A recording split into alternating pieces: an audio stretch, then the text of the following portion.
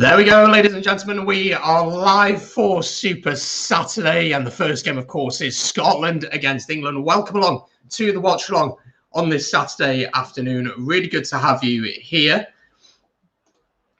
Looking forward very much for this one. Very much looking forward for this one, and can't wait to get into this game. It's going to be really exciting to hear what's going to happen. As always, get your thoughts in the chat. You are very welcome. We're not too far away from kickoff. And very much looking forward for this one.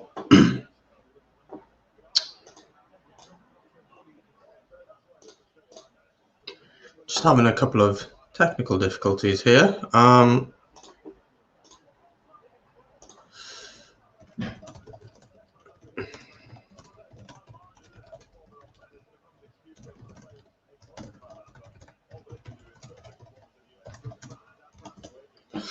So there we go. But it is, in fact, Scotland against Italy today. Bit of a dead rubber, you could say, maybe, but really looking forward to this one. Just before we get our guest in, who's in the studio, we were having a few technical difficulties, but he's a good friend of the channel, but we will get him in shortly. You may notice a couple of changes around here on the channel. There are options to do something called Super Chats, which is a way that you can show your support financially. If you'd like to do that in the chat, you're able to do that. There is no pressure on anyone to do that. If you're not financially in a place to do that, please do not do that. But it's an option if you want it. And there are a few changes coming to the channel over the next few months. But as always, I'll keep you in the loop on what's going there. But yes, we are all set to go here. Let's welcome our co-host, well, co-host guest, whatever you want to call it. The Scotsman is in the building. It is Kyle Capo-Starkey. How are you doing, my friend? You well? Yes, I'm good, Brandon. Nice to see you again. Good to see we're wearing the same shirt. We all know what result that was the last time we both wore this color of shirt. So hopefully for a bit more today. But yes, good to be here. Yeah, really good to have you, mate. Excuse me. Not long till kickoff, so we will just crack on with the teams and have a look at them, because some interesting choices for Scotland, of course, and I'll be really interested to get your thoughts on this. So going from fullback, Sean Maitland goes to fullback with Darcy Graham on the wing, Hugh Jones and Sam Johnson in the centres. Hugh Jones came on and impressed me quite a bit against Ireland. And on the wing, Duhan van der Merwe. Haven't seen all that much of him since that opening weekend, really. Hogg at 10, Scott Steele then at 9. The front row then is Rory Sutherland, David Cherry, Xander Fagerson, locks of Sam Skinner and Grant Gilchrist, and then Jamie Ritchie, Hamish Watson and Matt Fagerson. What are your thoughts on that team? It's an interesting selection. Obviously, Hogg is out injured with a concussion. So what are your thoughts on that team? Finn Russell's out injured, mate. Yeah, Finn Russell. Did I say Hogg? Yeah. Finn Russell. Finn Russell's out with a concussion. No, I know where you're coming from. I'll start with the pack first of all. None of the changes really surprised me. Obviously, both our second rows injured. But I think Sam Skinner should have been in the 23 at least from the start. So it's good to see him in the side. And it doesn't surprise me, of course, Dave Cherry replacing George Turner after how our line-out went last week. There's need to be a change there. And Xander Fagerson, of course, back from his suspension. In the backs, of course, the main talking point, Hogg at 10. Personally, the jury's still out of me. If we were playing any of the other 5 nations, I would be worried just throwing them in there. But the fact it's Italy, I think, it can be a little bit of excuse. I think he will get a bit more time, and he will be able to, he'll get away with a little bit more than if it was like any of the other 5 teams. So yeah, but he did it all right when he played there against Ireland. So I'm like, again, the jury's out on me. I'll see how he goes. And as you said, that's the thing. It's against the Italians, and the Italians have really struggled this year, haven't they? Very much so. And let's take a look at their team. A couple of changes for them as well. So Eduardo Padovani starts at fullback with Matteo Bellini and Montagna Ione, who's I think has been one of the shining lights for Italy this campaign. Centre partnership then is Ignacio Brecht, and Federico Mori comes in, first game for him in the competition. Galbisi and Varney are 10 and 9. They've looked okay. In the front row, Danilo Fischetti, Luca Bigi's captain at lock, and Marco Riccioni. Canone keeps his place alongside Rutzer, with Sebastian Negri, Johan Meyer, and Michel Lamaro in that team. Realistically, we're both expecting Scotland to win this one quite comfortably, if we're being honest. But is there anything there that would worry you as a Scotland fan? If the Varney Garbisi 9-10 partnership does click a bit more consistently, because we have seen patches of that this tournament where it looks like it could be clicking well. Of course, Ione on the wing, sort of he's a very good player and looks like a prospect. But apart from that, I think if we're on form up front, we should beat Italy up front fairly convincingly. And Panavani back at fullback as well. I think he's a wee bit better rugby player than the fullback. Pardon me for forgetting his name. The fullback they've been playing the rest of the tournament. So from an Italy's point of view, I'd say it's probably the best they've got available right now. But I'd still expect Scotland to win overall.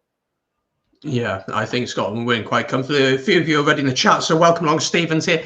Which Scottish team do I support? I don't support any Scottish team. I support the Ospreys, and obviously last night dramatically came back and beat Leinster. We did a watch on here, and let's just say I got a bit excited with that one. Luke Conway. Sorry, did the Ospreys just win that one? I didn't. We were 19 points to 3 down with about 12 minutes to go, and we came back and won 24-19. Yeah. Well done. So we secured Champions Cup rugby for next season, which was the main thing. And we had a very young squad, a lot of injuries, but fair play. We came back and we got the win. Let's have a look at this one. Do you think Ireland will beat England? We'll get to that. We are doing a watch long for that, of course, straight after this one, pretty much. Sean O'Farrell is back in Scotland to win 50 points to 13. We'll get to our predictions in just a second. And then Luke, again, gives his predictions. 45 points to 10 to Scotland. 35-21 to Ireland. Wow. And then Wales to win 33-21. Oh, that's for you, Kyle. Who do you follow one of the regions? Well, I live in Glasgow, but I'm not from Glasgow. I'm from Aberdeen. So no, I mean I always like to see them both do well. Actually, I'll be honest. I've probably got neutral hats on. One of the few Scotsmen who has a neutral hat when I see Glasgow and Edinburgh play. But no, but in general, I like to see both the regions doing well. This season, it's been we've been struggling a bit more. It's been mostly hit and miss with but that's just what I think. I know there's. I'm like not got a particular preference. No, they have struggled this year, but we'll have to see in this game if that affects them, so I doubt it will very much. Have you seen Scotland players from Prem might not be released for next week? That is going to be interesting, isn't it, for Scotland? Again, though, I don't know how much of a difference it truly makes in the current climate. If Wales win on tomorrow, it really makes no difference, does it? Well, in terms of who's won the championship, I'd still... on a personal point of view, I'd still like us to go over and do one over France. And after all the COVID thing they went through, I don't think it would be fair if we couldn't have our best players available. Because we didn't breach any COVID restrictions, and there was their coach and one or two of their backroom staff and their few members in their squad did. So, I mean, I'm generally I'm fine with the game still going ahead. I know there's a few Scots who disagree with me there, and that's fine. Everyone's entitled to their opinion, but. I really would think it would be very unfair if we didn't have our full team available or as available bar injury, of course. Yeah, and it'll be interesting. I think if France lose tonight against us, it'd be interesting to see whether the clubs would release their players as well if that would happen. Because again, there'd be nothing to play for, but if they win, so. I don't know. I think they would though, because obviously. But I don't know. I say that, and I just had the Autumn Nations Cup come into my mind where they didn't release them for their last two games. So I think they would, but we'll see what happens. We'll have to see, indeed. We're very, very close to kickoff. I am joined by Kyle this afternoon, and Kyle's going to stick around for maybe all three of them. We'll see how things go. It's going to be a busy day of rugby. Kyle, we're about to get on to kickoff. Your predictions for this one? Scotland by how many? Ooh, 20, 30 points, I'd say. Yeah, I've got to agree. I do think the Italians will produce their best performance in the Six Nations, but overall, I expect us to have a bit too much for them. Yeah, I think so as well. I think going forward, Italy have shown a little bit, but defensively they've been horrific. And I thought last week was a real concern if you're an Italy fan, because that for me was the worst performance I've seen from them in a long time in the Six Nations. I wouldn't say maybe they even gave up, in the game. That was the sense that I got at some points in the game. Although they came back and started to play a bit better, they still didn't show enough for me. So we're both saying Scotland by 20 to 30. Let us know your predictions in the chat. Freddie's back in Scotland by 30. And it's important. Do you think it's important for Scotland to have a good finish to the Six Nations? Obviously, you have France next week, but this is a game where you're going to want to rack up the points. Yeah, absolutely. And but just, I think most of us are just kind of sick of being sort of a nearly team.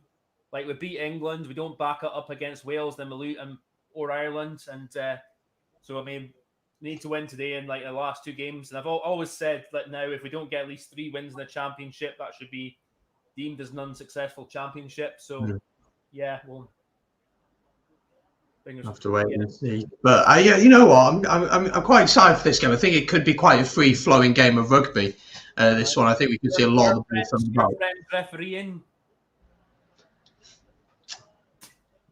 Great referee. We have kicked off here then. So Italy against Scotland.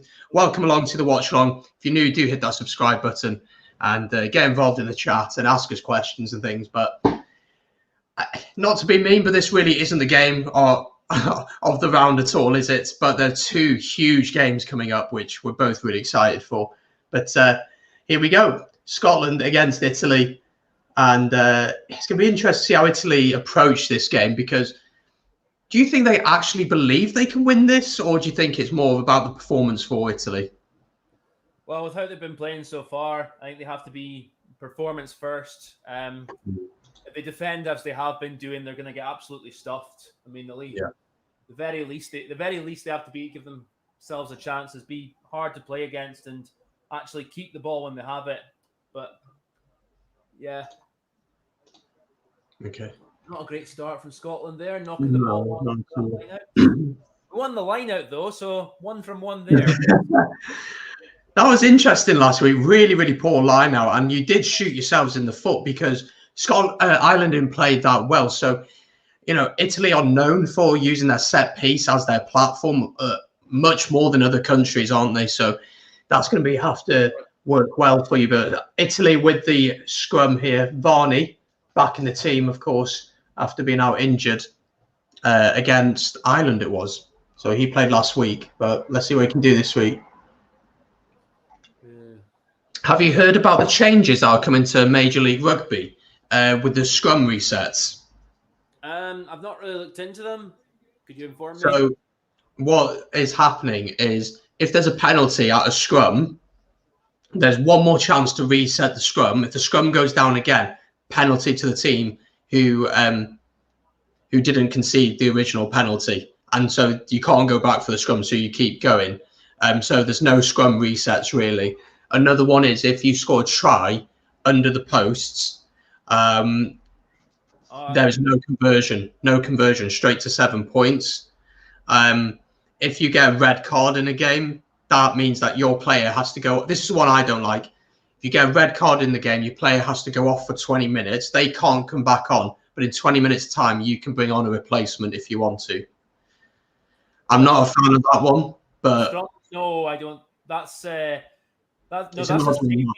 safety thing. That replacement prop thing. If it's a prop that gets sent off, that's a safety thing above anything else. So I think I don't agree with that one. I'm not sure about the 7 points under the post one either. I know it's usually formulaic, you can just kick it over, but still, I think I'm in favour of it for a penalty try, but not for a score under the posts. Generally speaking, because then that could escalate into a bit more. But no, the first one. I mean, I'm sort of finding myself I remember David Campese said years ago with how he'd referee scrums in certain positions of the field, like if it was in opponent's 22 or something, and they'd be more focused on the short arm for scrum penalties to basically try and encourage a more free-flowing game and stop relying on teams just trying to batter their way through in the forwards all the time, which I understand that. But yeah, the resets thing, I get the theory behind it, but you know, I'm not sure. It's going to be a lot of guessing from referees because it's just going to be a case of okay, they've gone down once. They're just going to be like, right, again, we'll just blow. We're just going to randomly guess. We're not going to get into anything technical at all. And yeah, I mean, it happens anyway, but I think it's going to happen more if that's introduced.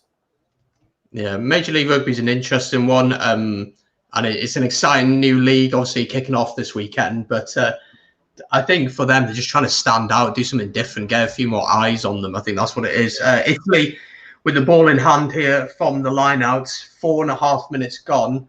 Nothing much happened in this one yet.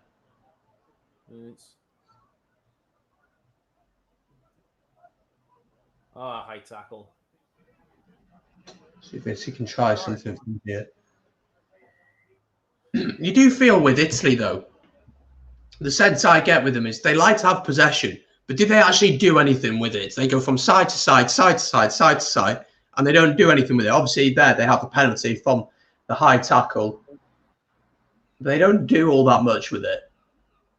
Well, again, it's a case of discipline and keeping the ball. They seem to lose patience after a few phases, and that happens. But you have to sometimes just think, okay, we've got to do like the dirty work that's maybe not that pretty, and just chunk it up a few times, try and break the game line, and then that would release the backs. But again, they seem to lose patience, and it doesn't come about that way.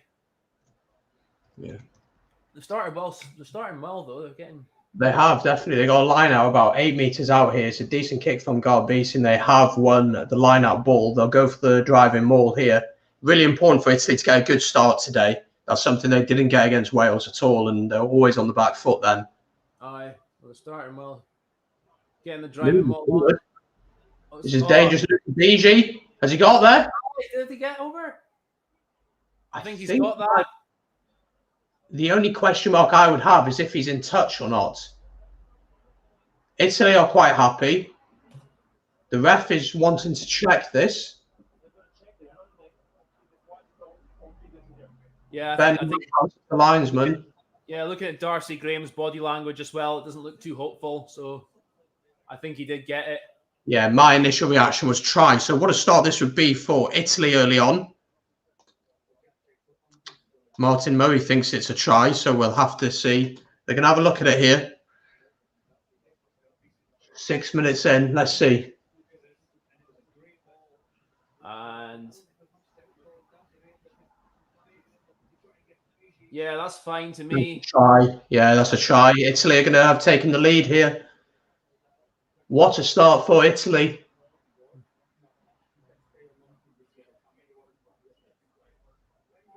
Yeah. Try for Italy. Luca Bigi gives Italy the lead early on.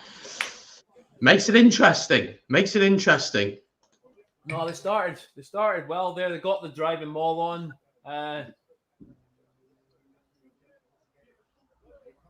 The thing is, Darcy Graham isn't going to stop someone like that from that far out, is he? He's just not going to have the strength. No.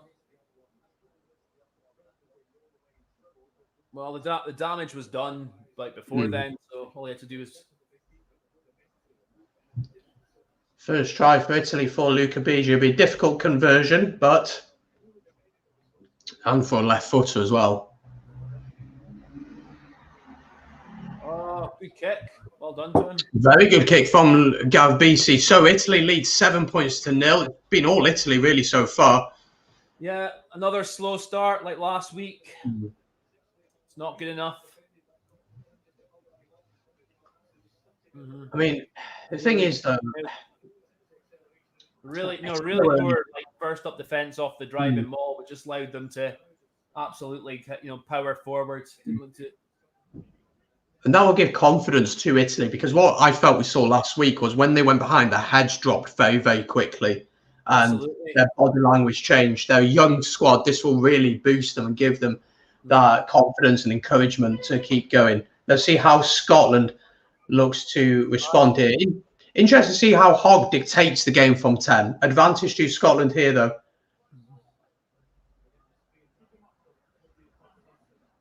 Ah, terrible. Come back for the original penalty. Aye.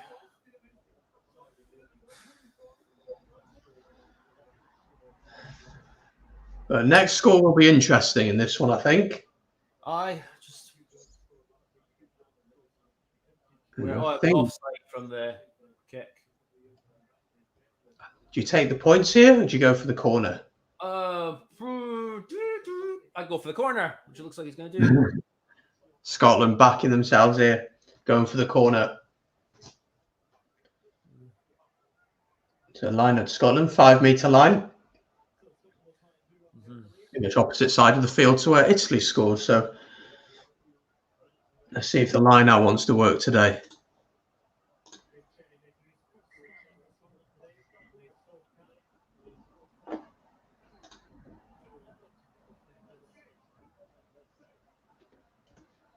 Oh, yeah.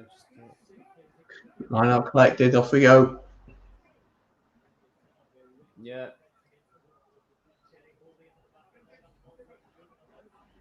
Starting to move now. Advantage. Oh, come on. Penalty. Yeah. Just go for the corner again here. I would put the pressure on. Aye.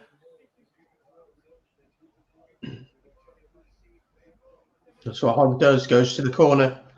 Same thing is going to happen again. That's the thing. With Italy, you always feel whenever a team has an attack, you always think that the opposition can score. Aye. You always have that feeling. Aye.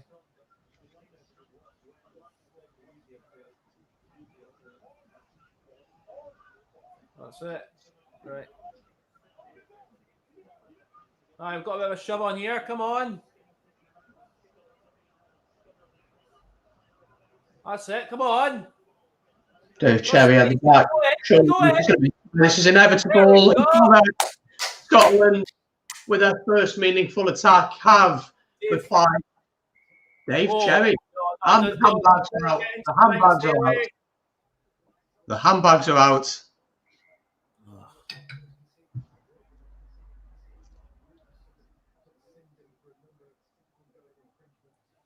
Dave Cherry, his first start, his first try. Indeed. And Scotland are very much back into this one. 5 points to 7 should be a fairly easy conversion. Don't say that, he'll miss it.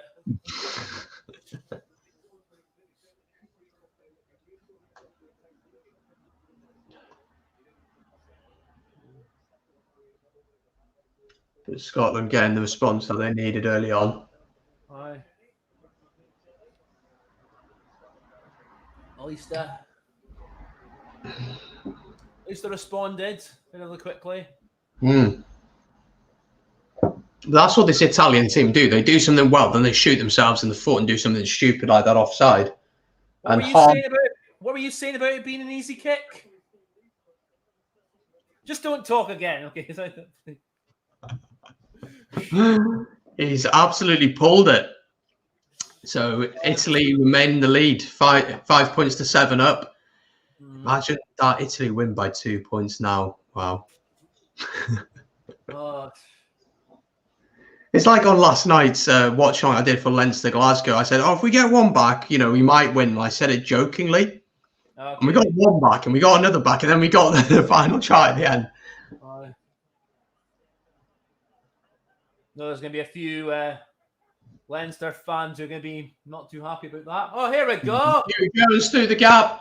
It's like the Red Sea. Come on, you got support there. Club and use him. He went alone, maybe rather selfish. There is space out wide. Hogg went alone. What was the... throwing it into each other now. Lack of cohesion, really. Aye. Again, it's there's a lot of new faces there playing in different positions, aren't there? So it's going to take a little bit of time, but you'd expect the quality on the pitch. Aye, does come through. Jones have played together enough for Glasgow. It should have been better there. It was strange. I don't feel like Steele offered him the best option there.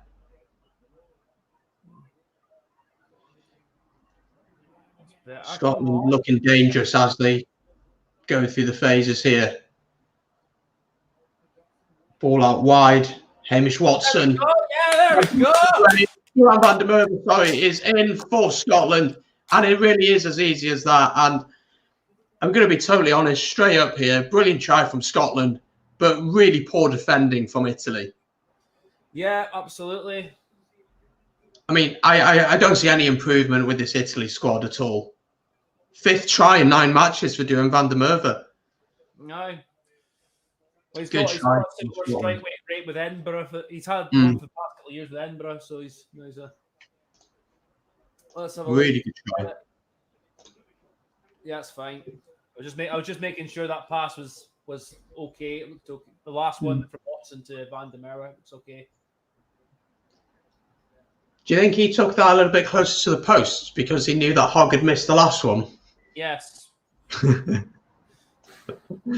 Scotland take the lead then, 12 points to 7. Yeah, that really started it with the you say about poor defence. I really started with Hugh Jones just getting an absolute gaping hole.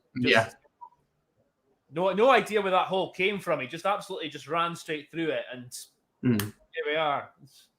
But yeah, you're absolutely right. I mean, you defend like that at this level, you're going to be punished. That's what's happened. It's pretty shambolic defending, if we're being totally honest. And you've got 3 starts. So Italy with a chance just outside the 22. Gareth BC to Podovani. Get back. Oh, come on.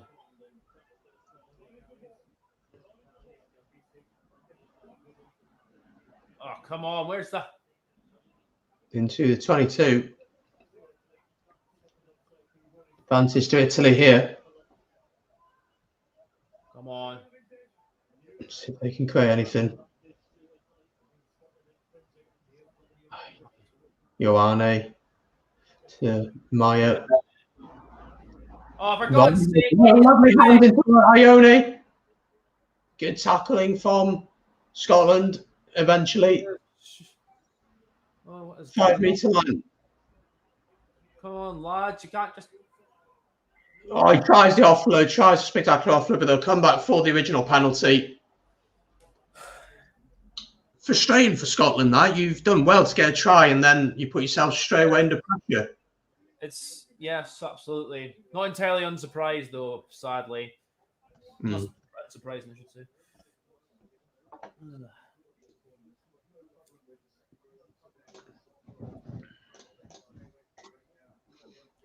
So we get ourselves in the lead. It's like, oh, we'll just go back to sleep again at the restart, and then they'll just. So what do Italy decide to do here? I think they take the points, right? I'd take the points. Yeah, it looks like it. Take the points.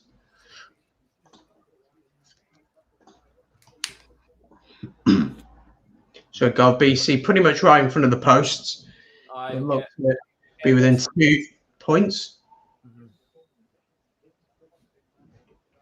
What's acceptable for Scotland today? Is it simply you've got to win by bonus points? Is that what it is today? Yes, nothing less. Obviously a win's good, but sort of need to show them we can win convincingly. Yeah. BC is successful, 10 points to 12. Scotland still in the lead here, but shooting themselves a little bit in the foot.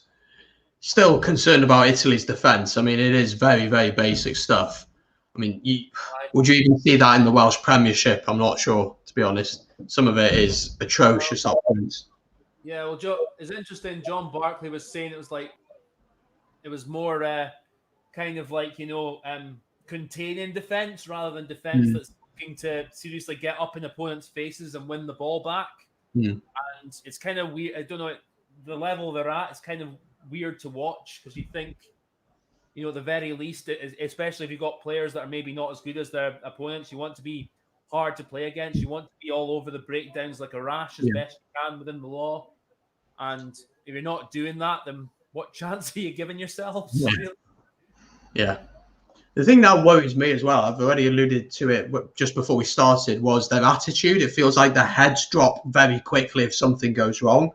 And I think as they get older and as this team becomes more experienced and they play more together, hopefully that will change. But in some parts of the game, Hugh Jones, massive gap, Scott Steele, lovely hands. Graham joins the party and slips. But if they can get this one out wide, come on, wide. Good hands from Johnson. They might have a look at that tackle. Skinner takes it in. I didn't see anything.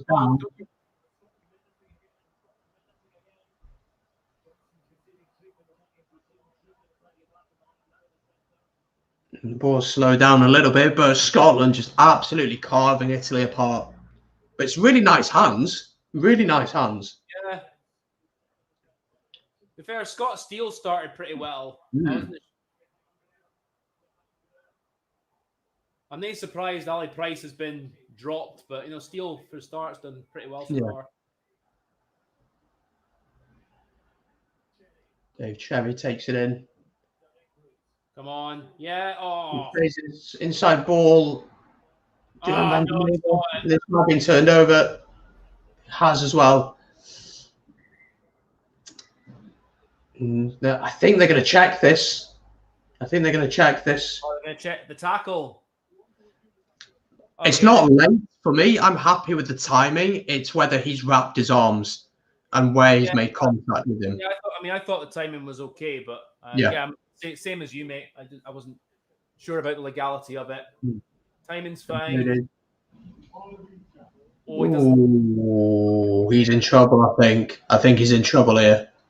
What's his right arm doing though? We need to see the other angle. We need to see this angle. I think it is. That's going to help us. Oh no, that's not clear. No, he's off. He's off. Is he? I know that's the red card because he hasn't made. I think it's in yellow because it's made contact with the shoulder, hasn't it? But I think he's off here for yellow at least. There's no attempt to wrap. It reminds me a bit of Farrell's tackle against South Africa when he had his arm down here.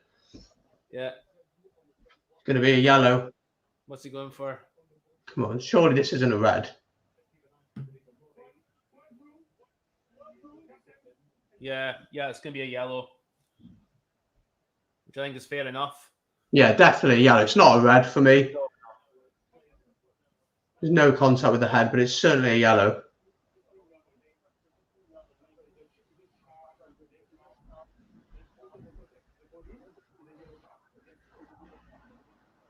Yeah, yellow card. That's the right decision for me. Yeah, same. Aye. But it's going to make it so much harder for Italy now. Aye. I mean, they've been struggling already, and yet they're down now too. I'm surprised that Johnson hasn't received more treatment. He's taken a big knock there. No, it's not to the head. Well, they're big athletes, though. Yeah, true. But I mean, there's a lot of there's been a bit of talk about the whole head things. Like if a player receives is on the end of a red card offense after they've taken a head knock or something, that if the player who's been on the end of the head knock should be off for HIA, which I just think it's only again if they are feeling concussion symptoms that should be the case. Yeah. But I know there's folk arguing that no matter what, if it's a red card offense, they take the head and they should be off. Well, yeah. For one of my uni lectures, essays, I'm doing a piece on concussion in rugby against football and how it's managed and the protocols of it. And the protocol in rugby is if the player's showing symptoms of concussion or says he's feeling like he's concussed. So it's up to the doctors to work out whether he's showing signs or symptoms of concussion. If he's not, then they don't have to do a HIA. But I think, it's definitely yellow, not a red. But there's just no attempt to wrap. The timing I was happy with, but there's no attempt to wrap. And Scotland need to make the most of this 10 minutes or so now. Oh, there's so much space out wide. If they can get it out. England dances through. And Darcy Graham gets in on the party. And Scotland make it count 17 points to 10. And it is as simple as that. And you feel it's like it's going to be a long afternoon now for the Italians. Their defense. You're right about the defense is just. It's shambolic. We're starting to cut them open almost at will now. It's just. It is absolutely shambolic, and that's the nicest way of saying it, I think. Yeah. I mean, there are honestly, Hugh Jones could have passed to 4 Scottish players there once he got tackled on the ground. Yeah. Oh yeah. No. He could have passed to 4. Yeah, it's just how easily Maitland just glided through Yeah. the line there. It's just. Yeah, I don't know what. I mean, I don't know what they're doing if they're trying to. Because if that was last week, I would have expected them to be driven backwards. Yeah. So Hogg looking to bump them up a little bit here. Oh, he's missed. Oh dear. No comment. Do you think I've cursed him? Terrible. I may have cursed him. Poor guy. Yeah, just shut up, okay? Don't talk. Oh, funny. You got a feel for Franco Smith, but you wonder about the defense, like who is there coaching the defense and things like that. It's yeah, you do wonder. I also read he said last week after the Wales game that there were things he was pleased with and that, and I kind of think like, okay, I understand you're trying to look for the positives here, mate, but if you're watching that and you're thinking there's with that defense especially, like how there's positives to take out of that, are you watching the same game, like. I don't know. Yeah, I know. It's yeah, I think he's trying to say the right things in the media, isn't he, and stuff like that. But it must be so frustrating because a lot of it, yes, is probably down to the coaching and things like that. But a lot of it is, are these players good enough? Are they actually of good enough quality? And it raises the question of Italian rugby in general then. And yeah, I mean, Benetton have gone all through this season and haven't won a game yet. In the Pro 14, they have Glasgow in 2 weeks' time. That's a game that they both had in hand, but you wouldn't expect them to beat Glasgow, so they might go throughout the whole season not having won a game. Although they've been close in some and unlucky in some. Zebra have only won 4 games. They've beaten the Dragons, they've beaten the Ospreys once, and beaten Benetton twice. So that's all the wins they've had. So it raises a bigger question about Italian rugby and what really is going on. Yeah. So, yeah, I mean, they're not helping themselves. No. I mean, as I keep saying, like, I think also the quality of players does come into it. And again, if you are, I think, it's the same with all sports. If you are like lesser than your opponent, then you have to. Your first priority, in my opinion, you need to be at the very least hard to play against. Yeah, that involves like obviously in rugby. Obviously, you need like a good defense, solid set pieces, execute your basics as right as you possibly can. I mean, 9 out of 10 of the time, and if you're not doing that, then here we go again. You're making life very difficult for yourself. I mean, Dave Cherry there bursting down the wing. He's probably never seen so much open space.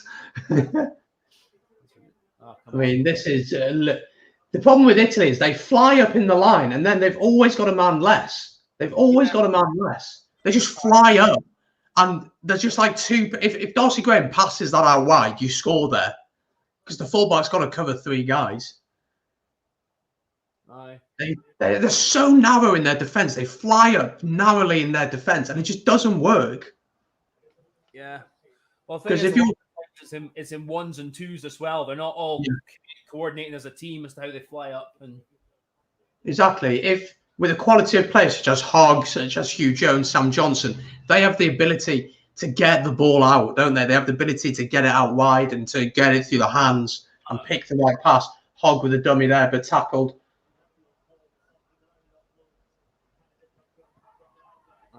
5 phases here. Why they're just so passive? Like,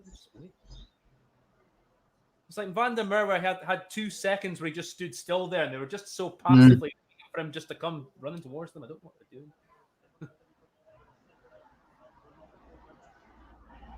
Scotland going through the phases. A couple of your comments. Gavin, hello, how are you? Hope you are well. Good to see you once again this weekend. And Stephen says this Italian side would suffer against the All Blacks and the Springboks. I mean, yeah, let's not put them against the All Blacks or the Springboks right now. Yeah. Scott Steele trying to go himself there. They're just gaps all over the defence. There we go. Hogg dancing through. Back into Darcy Graham. He's dancing well. Tackled. They get a quick ball here. Why did they go left? Okay.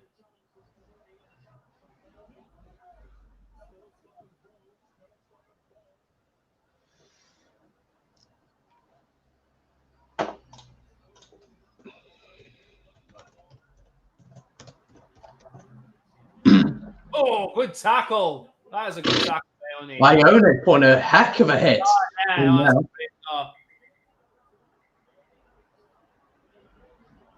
Jeez, he hit him hard there, didn't he? Oh, he's not reviewing this one, surely.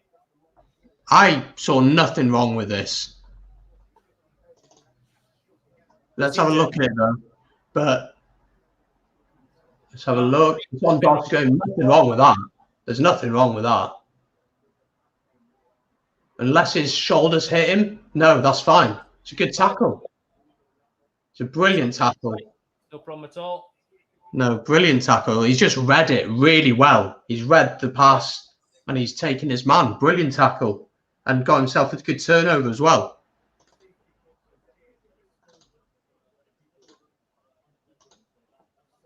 Nothing wrong with that at all.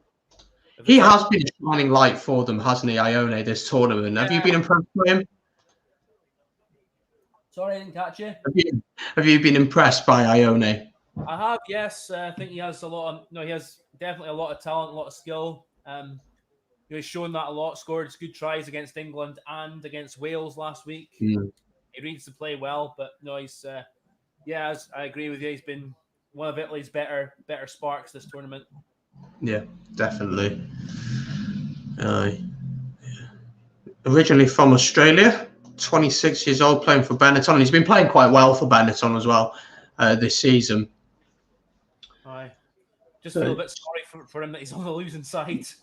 Yeah, I mean, yeah, it's a bit shambolic. Laugh, but yeah. It's a heck of a hit. He's really gone for that one, hasn't he? Yeah. See Franco Smith putting his fist up. Yeah. Quite rightly so. And Italy. Yeah, it's what they were saying in the commentary just there about when make a safety-conscious game, but you still think big hits like that. It's like, come on, are we really going to start policing them when they're fair good tackles? And he's clearly got the technique right. And he's just smacked them backwards. I understand the TMO maybe has a quick look at it himself, and if he's unsure of it, he can always say to the ref in his ear, I think you need to have a look at this. Yeah. But he doesn't need to stop the whole game to have a look at it. He could have just said, in his ear, okay, I want you to go back and have a look at this. He doesn't need to stop it because, to me, my reaction was there's no contact with the head. The only issue there that might be is that the shoulders made contact with the chest. But again, there's absolutely nothing wrong with that as long as he's wrapping. Yeah, so absolutely. So yes, I understand that player safety is massively important, and I don't agree with this whole thing about the game gone soft and stuff like that. But sometimes it gets a bit ridiculous. Duran van der Merwe in space once again. If he can offload to Hogg, which he does. Scotland have already got the bonus point here, and oh my word, it is an absolute shambles for Italy. 22-10 after a nervy start for Scotland. Scotland have scored 3 tries, is it, while Italy have been on a yellow? About that, actually, yeah. I think. Yeah, 12th try for Hugh Jones. 2, I think. 2. 2, sorry, yeah. And stands to be corrected there, though. I mean, they've run it from their own 22 there. Yeah. It's so simple. It's a wee bit. It's almost laughable, isn't it? It sounds horrible. But you just want to laugh because, well, not laugh, but it's just the defending is so poor. It's atrocious. And I know they're a man down, but It's so basic. Absolutely. It really is so basic. Yeah. I mean, it's clear that the kind of game we're trying to play, though, is like mainly with Hog and 10, we're trying to throw it about. Hog at 10, we're trying to throw it about a lot, and it's almost like we're trying to play sevens without we're playing. Yeah. You can do that because of how bad this Italy team are. Yeah, say it's helped by the fact we're up against probably one of the most passive defenses I've seen in ages. So yeah, bar that Ione hit, of course, that was wonderful. But yeah, very much so. Let me just change the score: 24 points to 10 now to Scotland, and they got the bonus point now.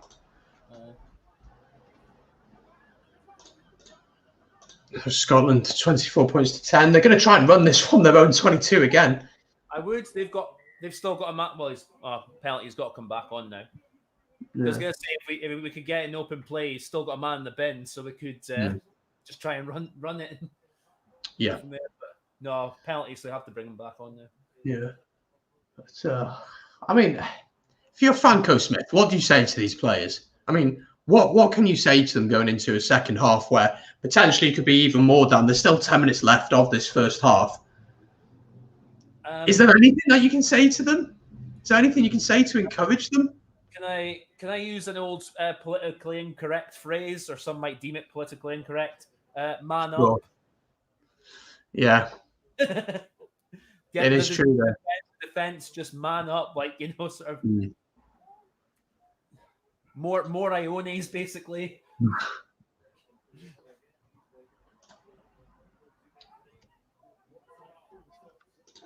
Scotland attacking once again here off the line out.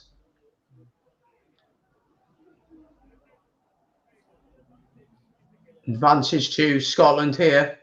Ball out wide is collected by Richie in a little bit of space. There we go. Looked a bit offside there, but yeah. Hogg to Johnson.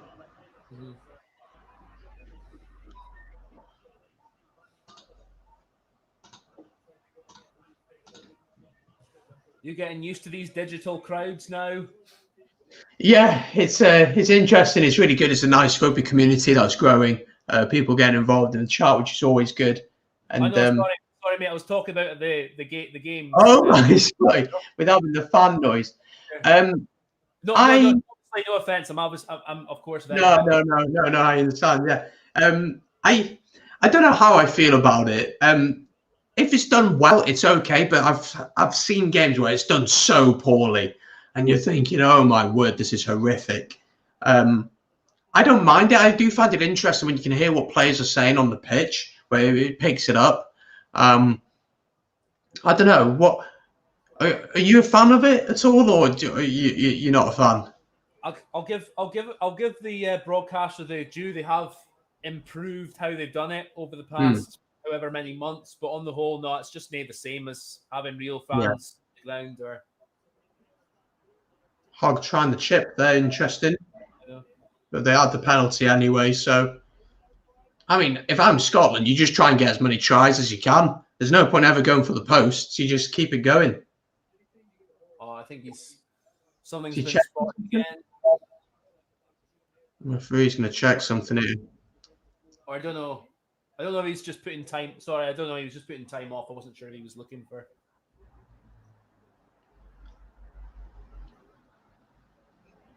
A couple of so far. That is yeah. I mean, it's just been shambolic, and I don't know. It's just. I felt like at the start of the Six Nations against France, although they got absolutely hammered, I was a little bit like, not too bad. You know, they showed some glimpses of what they could do. They showed some encouraging signs. It's not all bad. But, I mean, these last two games have been really concerning for me about Italy, really concerning. I think they're just really, really poor. Ochoni's off. Is that for HIA? Or is that just a tactical change? Zalotki coming on, or is it an injury? Don't know. I think that looks like HIA, but I don't know. We'll have to wait and see. Because the scrum's been. Oh, here, Pascal, he's asking the Italians, are they ready for the restart? I know there's going to be a few English folk who are going to be pissed off at that. Scotland go to the corner then. I'll tell you, Brandon, I was watching the highlights of our live stream when we did the Wales-England one, and I stand by what I'm saying about England not paying attention, because you just watch the back, and England still had players out to the left, and it's like they were so naive. It's like... Yeah. Oh, no, I absolutely agree. The knock-on I can understand, because I can understand that. I'd be pissed off if it happened to us as Wales with the whole "are you ready" thing. But you have to be ready. And there were players on the left-hand side. There were players there. The only thing I think that Pascal got a bit wrong, I stand by this, is the way he called time on, because he kind of blew his whistle, then called time on. It should be the other way around. You call time on. Yeah. Oh, the line out. Good to know her. But Italy with a little bit of ball on their own try line, though. That's right, Connor Crowley. It is Ireland against England next. We'll be doing a watch on for that one, going live about 4:30. Scotland decide to keep it alive here. Sean Maitland.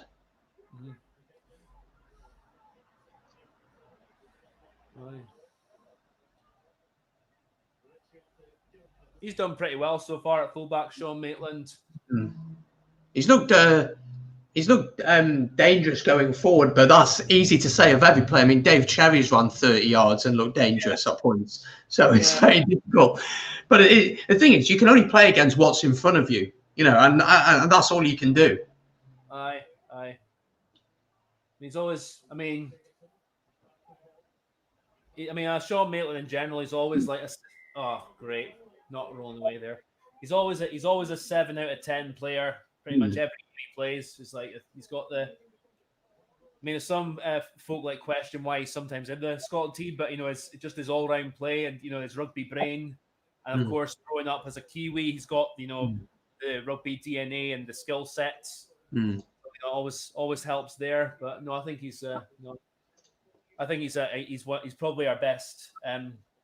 Maybe not as the flashiest, but I'd personally say he's one of our best all-round back three players. Yeah, he's a utility player, isn't he? He does a job. He's not going to do anything ridiculous. He might once or twice do it, but he will, play some decent rugby at points. But he just do the simple things well. Hugh Jones on screen. He's moving to Bayonne in the summer when his contract at Glasgow comes to an end. Do you think he'll be a big miss for Scotland, or you confident with the likes of Redpath coming in and people like that? Well, if he's going to France, he'll still be available for us. Whether Gregor picks him or not is, of course, another matter. And how he does at France, his form will, of course, be a factor as well. But no, I think, I knew he was leaving this season, and good luck to him. He wants to go and explore elsewhere. But I'm hoping he does go in leaps and bounds as a player, because I think on his day he's up there with the best attacking centres. Defensively, still sometimes a bit of a liability, but no, I'm hoping the move works out for him, and that he'll still be available for Scotland when we need him as well. Yeah, for sure. We are edging towards half-time. Italy with a line out. Hey! And Scotland have stolen a line out. My eyes are hurting. I cannot believe my eyes. I know what it's like to have a bad line out and for it not to work. So, as a Wales fan, our line out was pretty horrific at the start of the competition. And a stray out on its head. Was that Garbisi? No, it was Berendio. I mean, they just don't help themselves, do they? Not at all. Surely, at that point, when you're making that many mistakes, your head just goes and you're not processing things properly. And what needs to happen is people on the pitch need to be saying, right, we'll just do the simple things now. We'll just go through the phases, recycle the ball, have a bit of possession. Let's have a look. They're saying they didn't restart it from the appropriate spot. Is that what it is? I think so. So line out to Scotland then. And they win it. 10-metre line. Another try before half-time to Yes, I'd take that. Hogwood ball in hand. There's a little bit of space out wide. The Richie pass has been intercepted. But the advantage was there. Woo. Lucky. Yeah. It was a very risky pass. Collapsing the ball from Italy.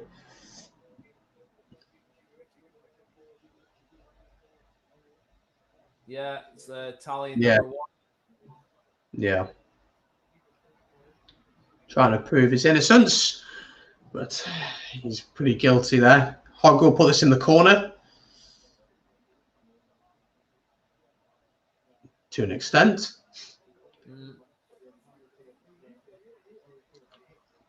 So nearly half time. Just a reminder that we'll both take a quick break at half time, but then we'll be back to look at some stats, have a chat about the first half and answer any questions you have. So if you've got any questions, as always, do get them in the comments and in the chat. Oh, good break there from Richie. Oh, too isolated. Come on, needs to be more men there. Ione over the ball, but Scotland retain possession here.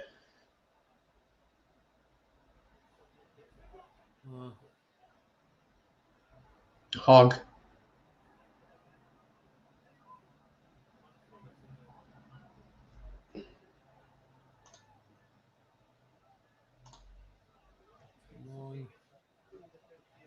Come on.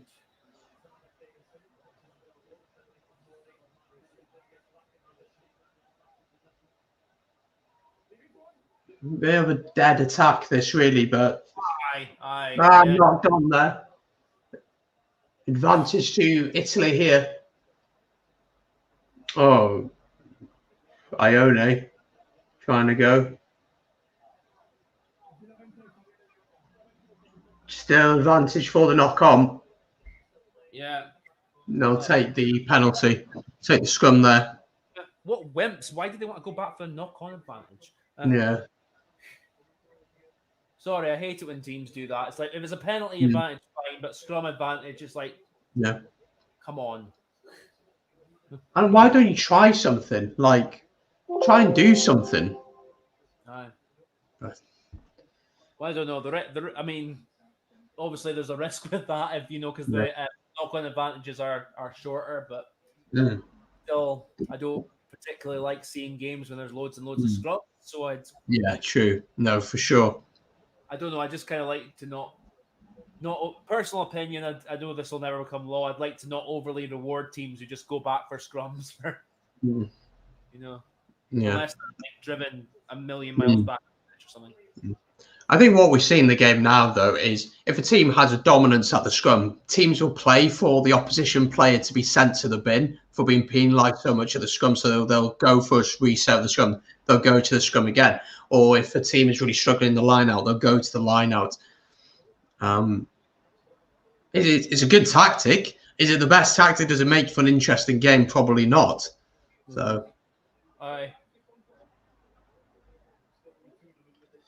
So last play of the half probably here now. Italy with a scrum just outside their 22.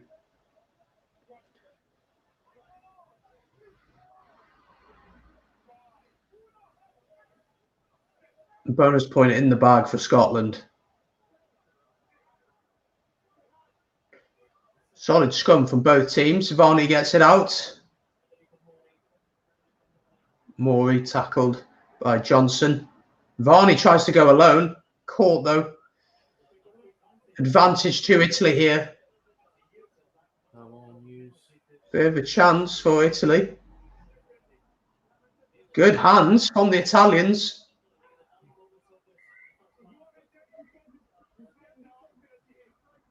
And they're back for the original penalty.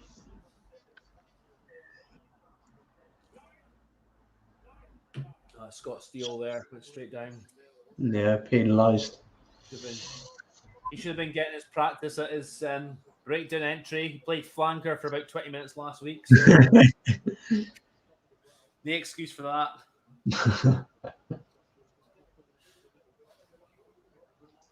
So Italy, very good kick there from Garbisi. To be fair to Scott Steele, he actually played quite well last week when he was in the back row, which is really weird because we were, as I was saying, we're 24-10 down, had to get back into the game, and he actually did all right for when he was on the pitch.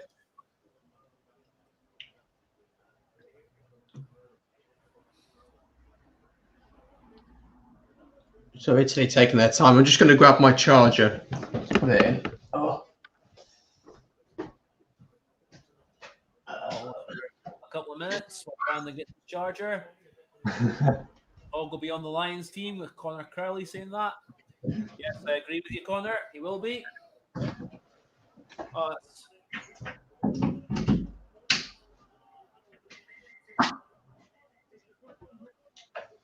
Italy knocking on. Yeah, that's that time now. Half time then to Scotland leading this one then 24 points to 10 it is. Quickly then before we go for a quick break, summarise that half. Were we given false hopes with Italy? A little bit at the start, you'd say, because they did start well. They got a try from a driving maul, but it's been quite a messy half overall. It's like there's not been a lot of structure to it.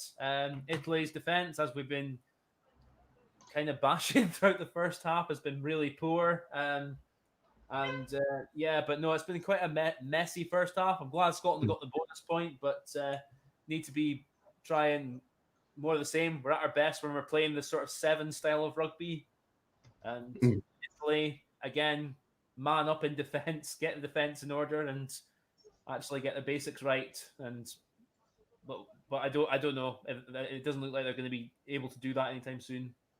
No, for sure. So Scotland leading here at half-time, 24 points to 10. Myself and Kyle will take a quick break. Don't go anywhere. Get your thoughts in the comments, any questions, anything like that.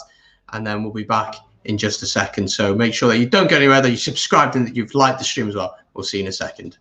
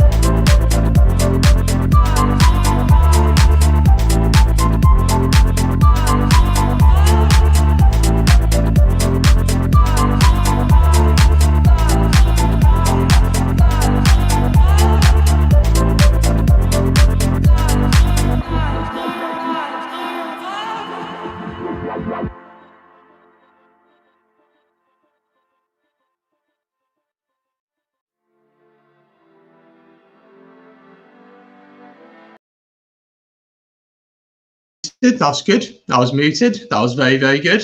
But there we go. It is half time currently in this one. Scotland leading very, very comfortably, 24 points to 10. It's more than that, not 24 points to 10. Is that right? Have I missed a try? No, I haven't. It's 24 points to 10. Scotland beats Italy 24 points to 10. And we are going to get into some analysis quickly with Kyle in a second. Just a reminder, guys, if you're new, do subscribe. We are very close to hitting 1,230. So it'd be great if we can hit that during this stream. That would be wonderful if we can hit that. And also, don't forget, there's an option in the super chats if you want to send in a question that will be highlighted. And if you want to support the channel financially, you can do that. Again, absolutely no pressure to do that if you don't want to. Let's welcome Kyle back in. It has been a very, very comfortable first half, you'd have to say. But Kyle is back in. Kyle, again, as the people on the TV, as the pundits are saying, very naive from Italy defensively, but Scotland taking their chances. Yeah, I'd say a couple of missed opportunities and a wee bit of sloppiness, but on the whole, very much helped, as you were saying, by Italy's defence. I feel like we're on a bit of a loop record about that, to be honest with you. So there's not much else I could really add to that. But no, I'm happy enough. But I'd also like to see us do a bit better when the game breaks down a bit. Like be just when we need to go through the phases, like don't do anything silly with that. Just wait for the gaps to come. Because at the moment we have been at our best when we have been getting gaps more or less handed to us, or when we're playing like sort of 7 style rugby. And I'd hope we can improve on the all-round game and make it more a 15-man kind of scoring, you know? Yeah, it's been really comfortable for Scotland, bar the first try in the game. We'll take a look at some stats now. Again, I just expect Scotland to be absolutely dominating in pretty much every single area. But we will have a look at them in just a second as I look to share my screen. Let me just get it up.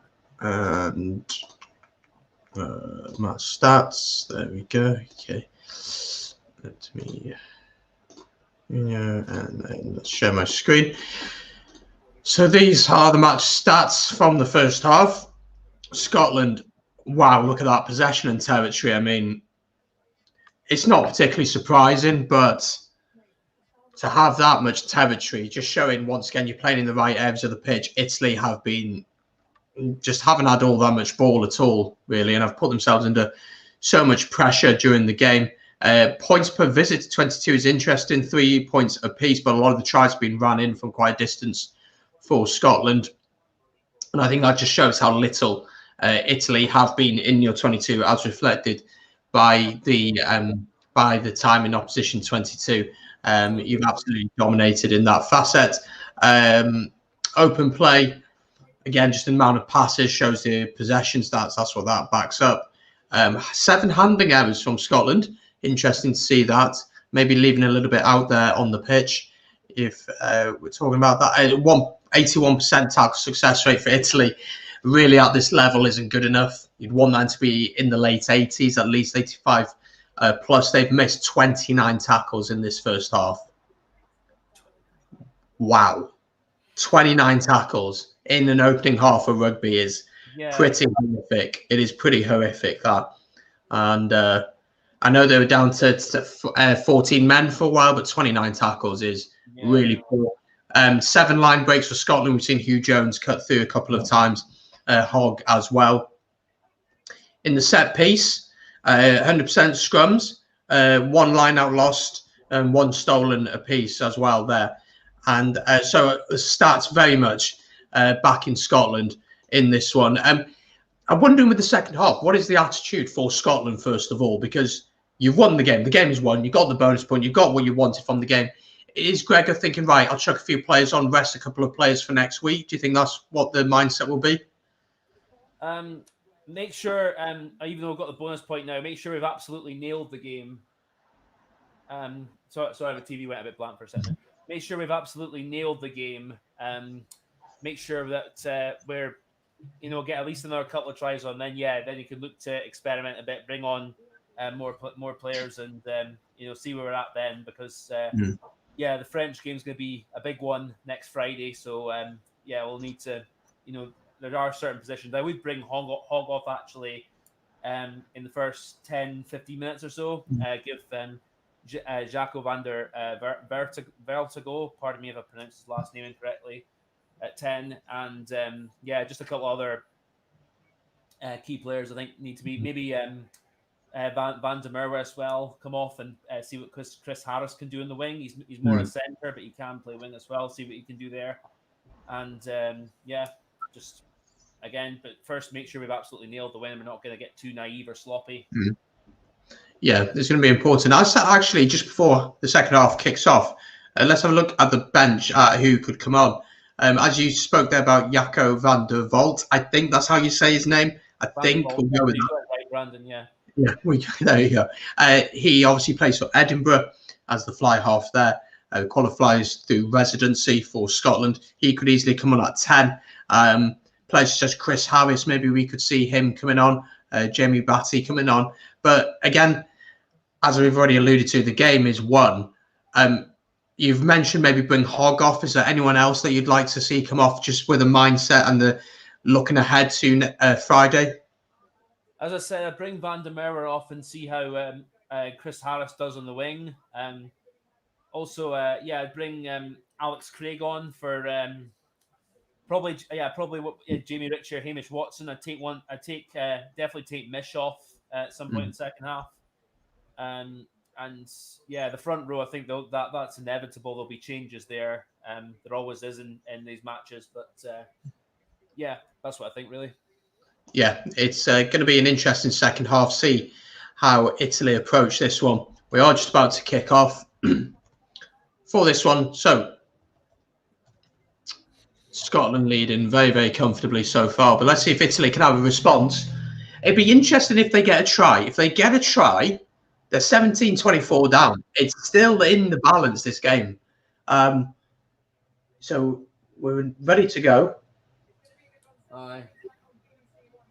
But if Scotland get a try, that's it. Game over. Game done. Oh, I think the game's more with the way Italy defending. I think the game is more or less over. But but again, momentum, how it can shift. So I'm not going to get too naive yet and say we've absolutely it. Well, we saw it yesterday, as I've said already. Ospreys coming back to beat Leinster, 19 points to 3 down. Momentum switches, and they just get 2-3 tries and then go and win the game. But I think even the Ospreys would beat Italy at the minute. And God BC's kicked it out on the full. They just don't help themselves. They just don't help themselves. I'm becoming a football fan, actually cheering the. Okay, what's wrong with me? Shouldn't do that. No, that's just very basic, very poor. He did it last week against Wales' first kick of the game, didn't he? When he kicked it dead. I mean, you just got to keep it in. You just keep it in. It's just simple. It's a restart. Well, yeah. I don't know. I don't know what the thinking was behind. No, not at all.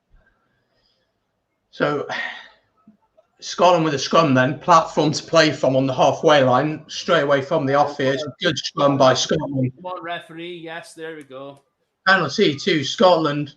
And the one thing that Italy probably had that they were good at is their scrum, and you've absolutely smashed them there.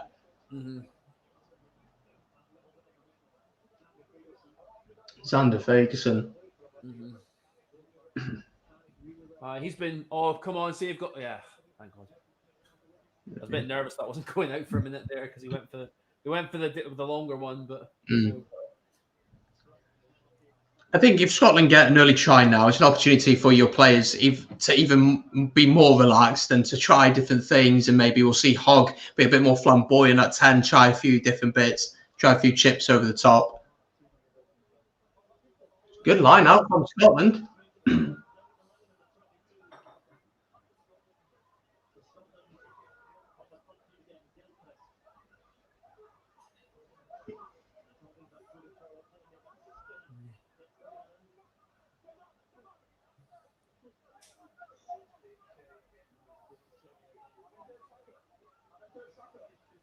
Come on, Vat. There we go. Sam Skinner's had a pretty good game today. He's not really played for Scotland since got a really bad injury against France in the 2019 World Cup warm-up. So I think all your forwards have carried well today. And again, Italy's defence hasn't been great, but it has given you the platform every time. You seem to get over the gain line a lot. Yeah. And as Mish there, he's a line the starting 7 for you, without being too biased.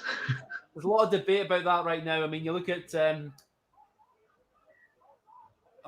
you look at how, like, obviously how Tipperick's been playing, how Tom Curry's been playing for England, Sam Underhill, if he does manage to get himself fit and in form in time for selection, will be a contender as well. But I mean, I don't know. Maybe I'm biased, but I'm still going for Hamish Watson just because I think he offers something a bit different to other sevens. As I've said before, just with his footwork and his sort of lower center of gravity, and he doesn't. I mean, look to pummel teams, or have I think he would give a different look against a heavy South African pack, but yeah. Again, that's my opinion there. So I know. What would be your back row? Because it's going to be very competitive. Obviously, we'll just watch this play here just to see if Scotland can score. But that's going to be a really competitive area because I feel like all the back rows of the countries are doing very well. But Scotland coming forward here, Dave Cherry at the back. Get in for a second, I think. Yes. Got it. Try for Scotland. Game, set and match. You'd have to say now. Dave Cherry, second try of the game. Second try of the game. Wow. 29 points to 10. And it's taken them 4 minutes. I mean, the question is now, can you reach the 50? That's going to be the next question for me. Still 20 points away, Brandon. So. I can see you hitting that pretty comfortably. What about the back row then for Scotland? Because obviously Faletau's been playing really well. Tipperick's been playing well. Hamish Watson, Jamie Ritchie. Who would you be putting in that back row? At the moment, my back row for the Lions is still Curry at 6, Watson at 7, and I'll go for Faletau at 8. Not stander, over stander? Yes, I think just on form. I mean, I think I've been a bit doubtful of Taulupe Faletau the past year or so because I think after the 2017 Lions tour, the injuries kind of caught up with him, and he was spending like half the time out, as much time out as he was in. Oh, he's got it this time. As much time out as he was in, but in this Six Nations, he's really looked like he's back to near his best, and definitely, I think he has to be the starting 8, and Stander, I think could be in the bench, but we'll see. What actually? That's a side note. What do you make of him announcing his retirement as he has? It's an interesting one, isn't it? I can understand why people are annoyed about it, but the guy has been in Ireland since 2012. He has been at Munster for nearly 10 years now, and obviously he's done the residency. He's completed that. So by rugby law, he's Irish, and he's played successfully for Ireland. He's been a brilliant number 8 for them, really stepped in after Heaslip retired, and has been a fantastic ball carrier. For me, I'd probably, be interesting to see how the European Cup games go for the different 8 involved. But I've got no issue with it. If a player knows when the time is right to retire, and he clearly feels that now is the time to retire, He wants to spend time with his family. He's got family in South Africa, family in Ireland. And I think with COVID hitting, it makes people think about things a bit differently, puts things into perspective. Yeah. Italy have lost the ball here. I've personally got no issue with it, but we had something similar here in Wales when Hadley Parks came over, played with us for 2-3 years maybe, and then got offered big money in Japan and went off to Japan. When last night we saw Owen Watkin was brilliant for Ospreys, and has Hadley Parks hampered the development of potential centres who could have played over him? But I personally don't have an issue with it at all, because if you get a chance to play for a national side, one, it's a massive thing for you as a person, pride-wise, but also financially, it's a big thing as well. And nobody's going to turn that opportunity down. So I don't have an issue with it, but I can understand why people would be frustrated with it. I think from, I understand the general point you're trying to make, but I think from CJ Stander's perspective, came over from Munster. He proved himself a Munster, proved he was good enough, and he's not let Ireland down, sort of at all in throughout the 50 caps he's played for them. He's always given his all, put his best foot forward. So I don't think any well-intentioned Irish supporter would have any gripes about how he's conducted himself for Ireland at all. So, but as you're saying with COVID and the pandemic and just how that's affected a lot of people, I can relate to him on the family side. I've got family on the other side of Scotland I've not seen for ages. So, the fact, I know that's the same country, is different, but I can relate to him there. And, he just thinks, he's had enough. He wants to spend more time with his family, and he wants, sort of to focus on that side of his life more. Absolutely, good luck to him. And he's, I think, from what I'm seeing, the support has been mostly overwhelmingly positive for him from the Irish quarters. So, yeah, and even though it's a bit of a bolt out of the blue how he's decided to retire, I can understand folk maybe a little bit kind of shocked at that, but at the same time you just think he's got his reasons and you respect them. So fair play to the guy, and that's actually why I'm predicting Ireland just to win narrowly, because I think the knowledge that he's retiring might just give them a bit more of a lift. Okay, that's interesting, because I actually had a few comments from some Irish fans who said I didn't really know what I was talking about. I actually backed England to win by 15 to 20 points. And the Irish fans, no disrespect to them, they like to tell you what they think, let's just say, which is fine. But I think the same about the Welsh, but here we are. Yes, yeah. I think, but we're right. That's the difference, isn't it? That's again, you're speaking to someone who's quite outspoken and is not afraid to say it. So. I think, though, with Ireland today, although we are obviously concentrating on this game, Scotland have just won a penalty at the break down there. They're taking it quick. But I think for Ireland, if they get bullied up front, I don't see anything else in their game that's going to enable them to win this match. I don't they've taken James Lowe out of the team, who defensively has been really, really bad. I get that. But going forward, he's the guy who's meant to have the spark for them. They brought Stockdale in to play. He's been playing recently for Ulster since coming back from injury. And I actually think Sexton is playing pretty well at the minute. But I think losing the likes of Ringrose will be a massive miss going forward for them. I don't think Aki, what he's going to do. He's just going to run at you. That's what he's a Jamie Roberts. He's just going to run at you. And I got a feeling it's going to be like that game, I think a couple of years ago in the Aviva, where Tuolangi had a great game. And it's literally just going to be England are going to batter them up front. And if Ireland win that physical battle, their ability at the breakdown to turn the ball over, etc., they could win it. So it's either going to be a very tight win for Ireland, or I think England could win by 15 to 20 points. That's what I think. I don't think Ireland will win by a lot. So, yeah, I can see where you're coming from on that. I just think because of the efforts England put in last week, I know folk could say they only won by 3 points, but it was without doubt their best performance they've produced since that World Cup semi-final against New Zealand. But I just think I just wonder if that's taken any kind of toll maybe on them, because I remember the semi-final and the efforts they put in to outplay New Zealand as they did.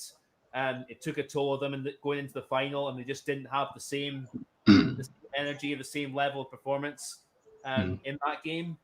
And I just have question marks and wonder if that's maybe going to be the same case here. Not to mention Ireland record at the Aviva is generally very good.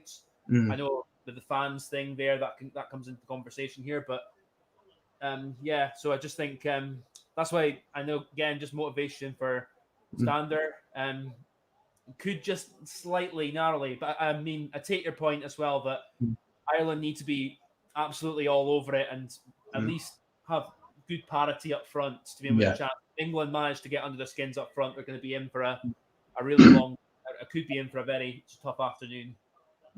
I think a man might be going to the bin here for Italy potentially. Is it, or is it just a word? It might just be a word, just a final warning. Yeah, I think so. Let's have a listen. Is he checking something? I think it is just too many offsides. Yeah. Territory. And it's now. Yellow. Who's going? Sebastian Negri. Deliberate knock on, as Dean does. I mean, Italy traditionally struggle in the final quarter as well. Now they're down to 10 men. 14. 14. It's not football. 14. Oh, jeez. But I don't know. They just don't help themselves. But when you're on the back foot, you do things to try and stop it and hope that you get away with it. But at that level, I mean, do you think that's harsh on Hamish Watson? Is that harsh? That looks. I don't know. Yeah, he looked like he did deliberately knock on, but by law, that is the correct call that's been made. Has he got his decisions right this week, the referee? Then, unlike a few weeks ago. Well, he's making sure to ask the defensive team if they're ready. So, but yeah. Half an hour to go. We haven't seen any changes yet. We did discuss the potential changes that we could see. George Turner's on, by the looks of it. Oh, George Turner's on. Why? I would have kept Dave Cherry on for a little bit See longer. If we get a hat trick. Yeah, exactly. But I mean, yeah. And Simon Bergen's on. That doesn't surprise me. That one. The whole front row. We've gone for the whole. Yeah, whole change from row now. An interesting question. Do you think teams actually learn anything from playing against Italy? Do you think they actually learn anything at all, or is it just a chance just to try some different things out? Do you think Scotland would have learned anything from this game at all? Really hard to answer.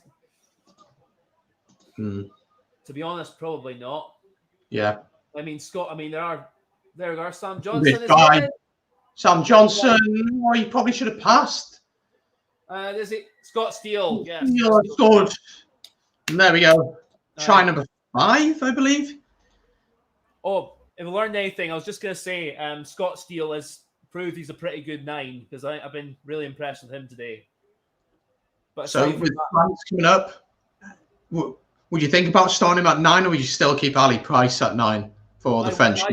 I'd start Steele because he's proven himself today. He's got the capabilities. I know it's Italy again, as you say, but I've been impressed with how he's getting the ball away quickly at the breakdown. It will be a completely different test against the French, but I think he's done his case a lot of good. And with some of the mistakes Ali Price has made in the past few weeks, I think he's not done himself any favors to earn a place back in the starting lineup yet. So yeah, I'd give Steele a go. See how he definitely see how he goes up against most likely the best number 9 in the world right now. So yeah, he's just ridiculous at the minute, isn't he? Would you say that he is the Messi of rugby right now? I'm not sure if I'd put him in that bracket yet, but he's... No, I think Messi is so loved in football because of his longevity, of how good he's been. He's been at the top for such a long time. But Dupont is the best 9 in the world. There is no question about it. He is the best 9 in the world. And I did a preview with a Welshman who's living out in France as a rugby journalist and covers French rugby. And he said that Dupont now is becoming a bit of a leader, and the way that he's taken responsibility upon his shoulders, and the way that he seems to have that extra second more than any other player. That's the big thing, I think. And I mean, I've been really impressed by Jalibert. Obviously, Mac isn't starting today. He's on the bench. Been really impressed by him. And all the Olivon as well. Gregory Aldrit. Ali Price is on now for Scotland, actually. So, but Gregory Aldrit, the work he does carrying the ball, how comfortable they all seem to be with ball in hand, I think is what impresses me the most about France. But Dupont, best 9 in the world, without a doubt. But by quite a distance as well, I'd say. Yeah. I mean, just what he does as well, like I mean, you could easily say, like, obviously, because the work he does, like, which you expect from a general 9 is, like, fantastic. Like, just the way, like, obviously his pass, the way he gets the ball out, whips it quickly, his box kicking, the way he takes leadership of a game, but just his support lines and, like, his defensive work as well. I mean, I don't think I can remember a scrum half.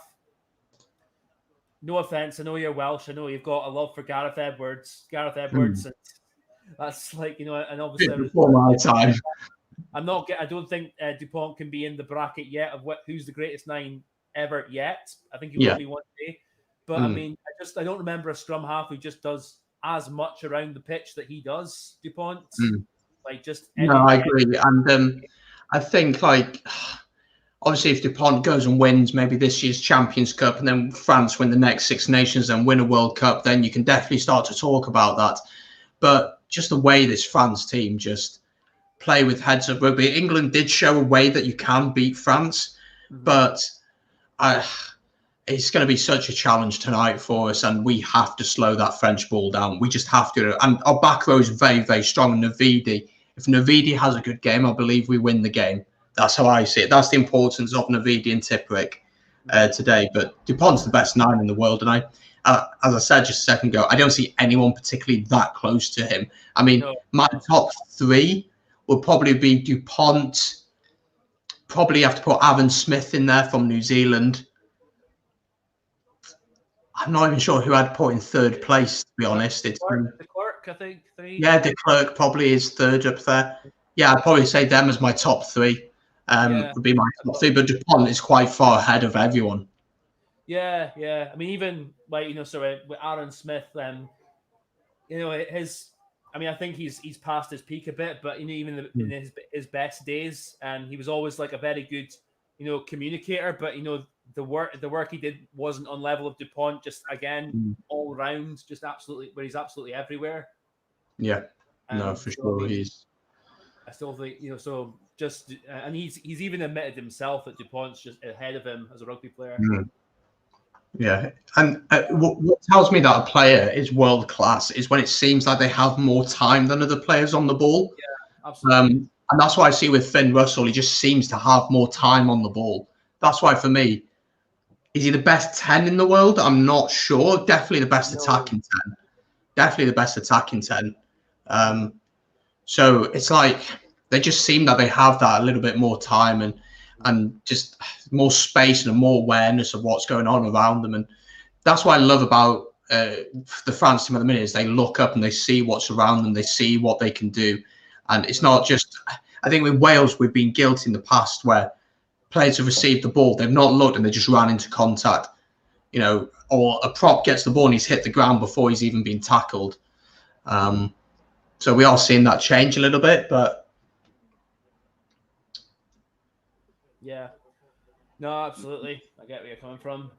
But I think with the French team, they've still, as England showed, I think they've still got some frailties in their discipline and their fitness as well. I think especially in their forwards. I think that was what counted against them against England as well. There was clearly some forwards that were towards the end of that game just out on their feet a bit and seemed to get a wee bit bored. I'll say, like, doing the hard grafting stuff up front towards the end, and that's something if France want to be a best team in the world, they need to have the ability against, because I'd say England, where it showed they can be at the very least on that level with them. If they got against teams that are at the very least on that level or just above them, if France want to be winning the next World Cup, they need to be like, sort of on it for a full 80 minutes and with their discipline as well.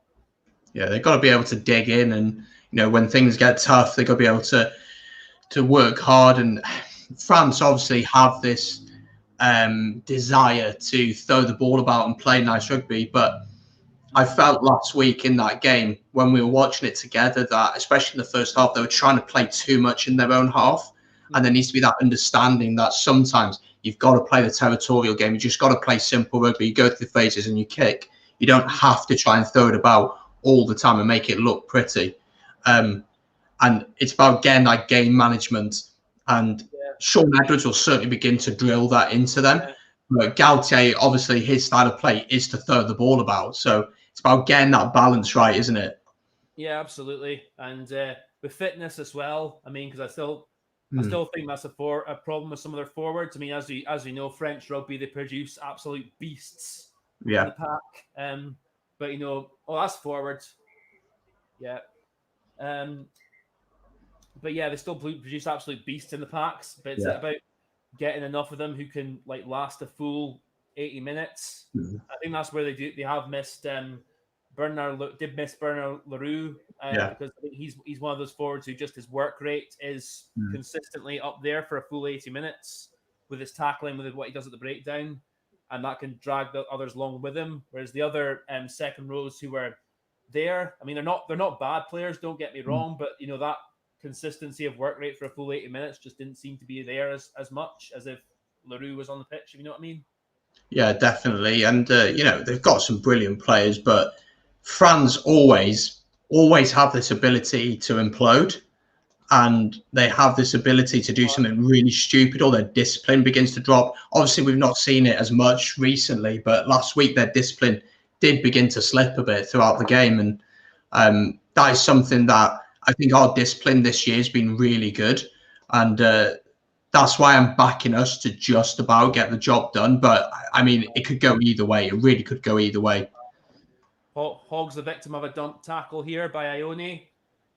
Are they going to check it? No, they've checked it. I think there's cards coming.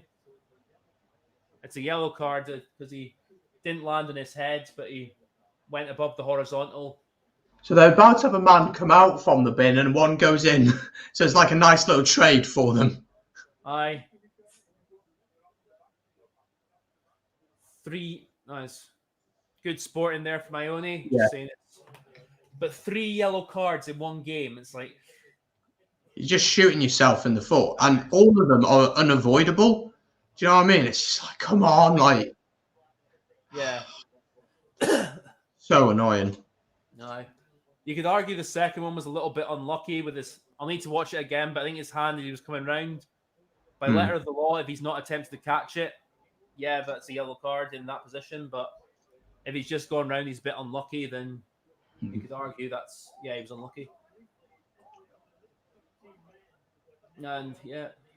So Italy down to 13 men here. George Turner at the back of the maul. He's not really moving much. So Ali Price gets it out. Ali Price goes alone, finds Dossie Graham. He's held up. You can't score against 13 men.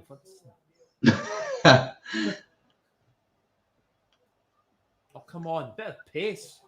It's been a bit of a strange 10 minutes for Scotland, hasn't it? Not scored for a while now.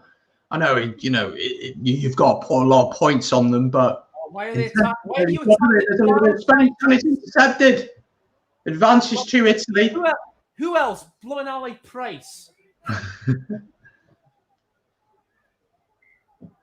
Yeah, going back for the scrum. Back for the scrum there then, and, well...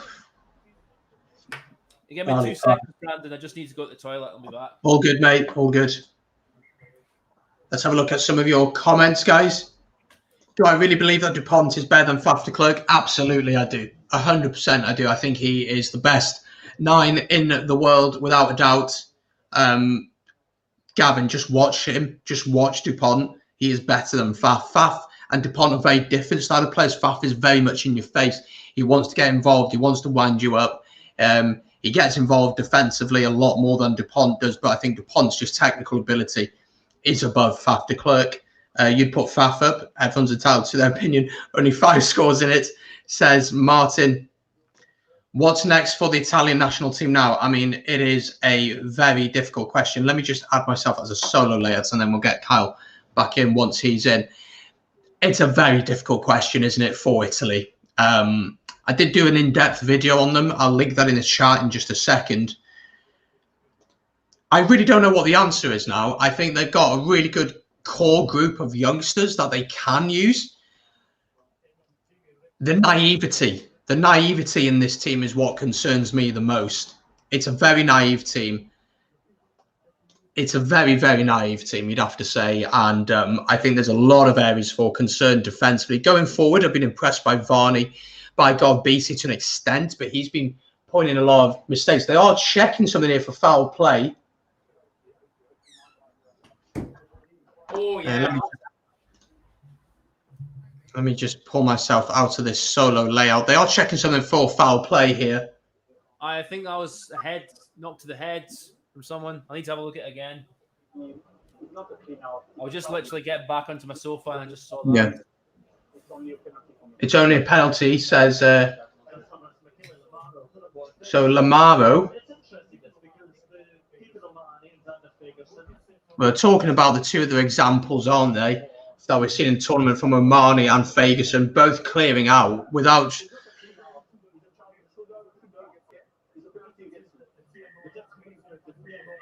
you think he's lucky?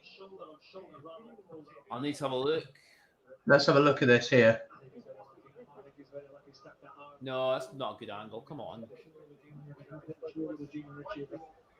Oh, no. How's he on the pitch? It's a yellow. How's he on the pitch? He hasn't made, the thing is, he hasn't made direct contact with the head. He's made it just like. I think that's a yellow. I think that's a yellow. Yeah, I'd say a yellow.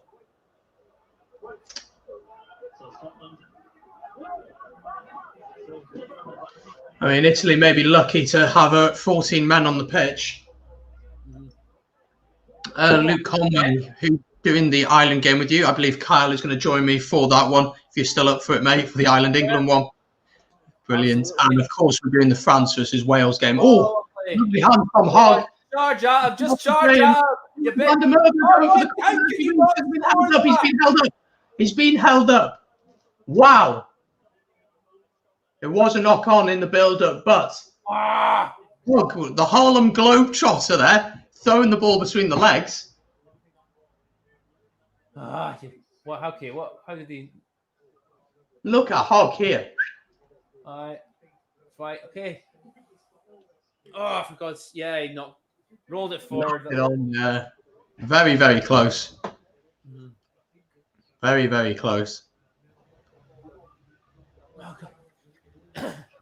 So 15 minutes and a bit to go here, but Scotland really throwing the ball about now and really enjoying it, aren't they? 38 points. I need to change the score. Jeez, that was slow. There we go. 38 points to 10. There that is. Luke asks, am I going to wear the Ireland jersey? Of course. Of course, we're going to wear an Ireland jersey for that one. Should I go for something white just to balance it up a bit? I don't care. It's all good. It's all good. I don't have an England jersey. I have a few club teams. I've got Bristol, Northampton, and Bath. I got one more. Who else? Someone else. Can't remember. The only Welsh region that I don't have is the Scarlets. I need to get a Scarlets jersey, but I got Blues, Dragons, and an Osprey. There's a bit of a rivalry between you lot and the Swansea side and the lot of the Llanelli side, though. Sorry, between Llanelli. Yeah, between them. Scarlets. I think there is. I think, again, it's a massive issue here in Wales about the regions. Do they truly represent the areas and stuff like that? So when the Welsh regions play, I always want the Welsh regions to do well. So like tomorrow, Monday night, Scarlets are playing against Connacht. They need to win to secure Champions Cup rugby. if they win, they secure that. The Blues are playing at Edinburgh, and Blues need to beat Edinburgh with a bonus point. It's probably a bonus point, and for Scarlets to lose.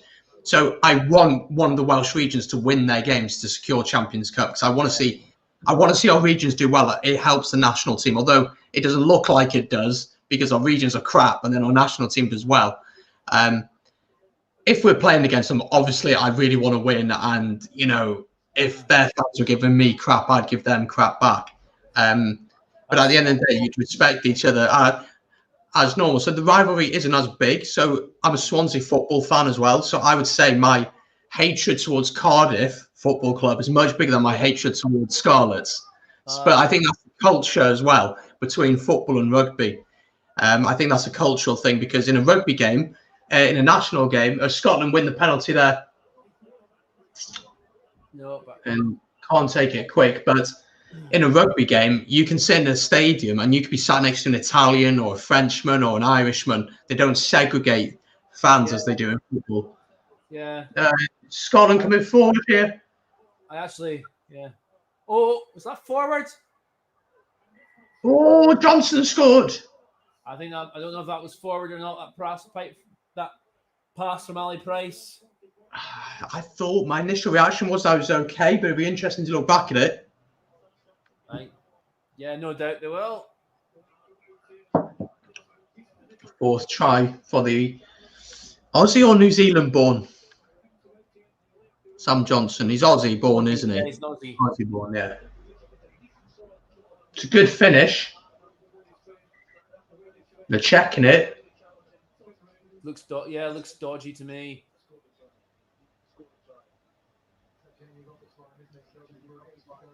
No, okay, that looks fine. No, I think it's fine as well, yeah. If anything, if it wasn't a try, it'd have been a high tackle there from one of the Italians. But Scotland, 6th try of the match. 43 points to 10. Sam Johnson's off. Is that him off?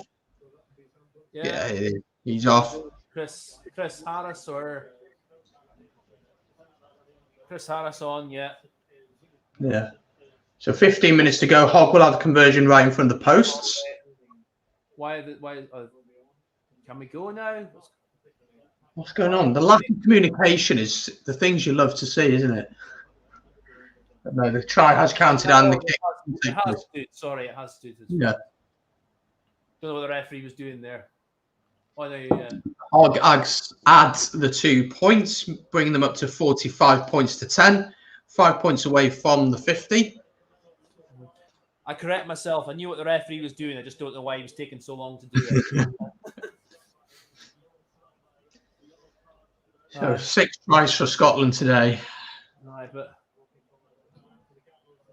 yeah, you never see referees spot that, but Pascal's quite right there. In front of the kicker. Over the line. Is that what it is? Yeah, in front of the kicker. Referees very rarely spot that, but that was so obvious he got that spot on. It's just little things like that they just shoot themselves in the foot. It's like, what is even the point if you're going to be doing stupid stuff like that? Hamish Watson is off for Nick Hainan. Change has gone through for Scotland. Johnson, as you said, is off for Chris Harris in that one, as my laptop notifies me about something. Thank you very much. I'll piss off.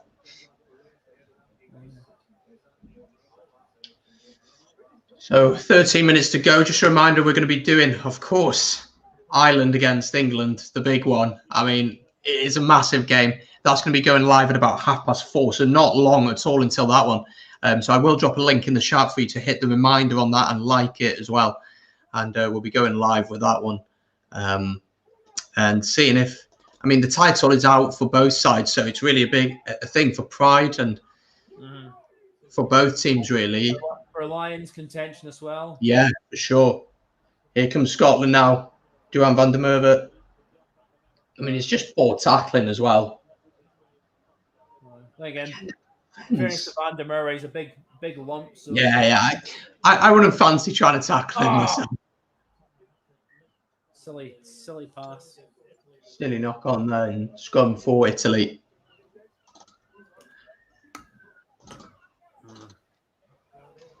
Oh yeah, I'm on the Guinness today, so I'm ready for the next Super Saturday. Indeed. for It the is Super Saturday. yeah. Sure, a few Irish pals the same. Yeah, for sure. So there it is, Ireland against England. Live watch along, 4:30 kickoff at 4:45. My favourite England player, Owen Farrell, there. Oh. I do like. I think Farrell's a decent player, but as a captain, he's just not captain material. He just can't keep his head. He just does not keep his head. And father against son today as well. Should be interesting. It always adds a little bit of spice.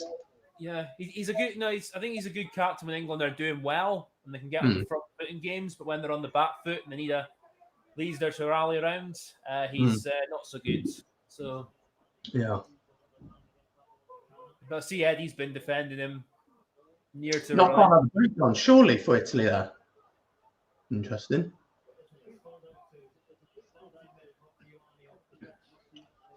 Oh, over the ball there.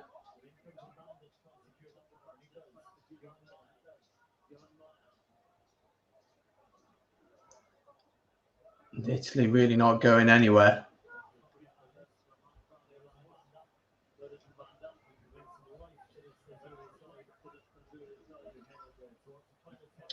We're getting quite close to full time now. Let's have a quick chat about Italy.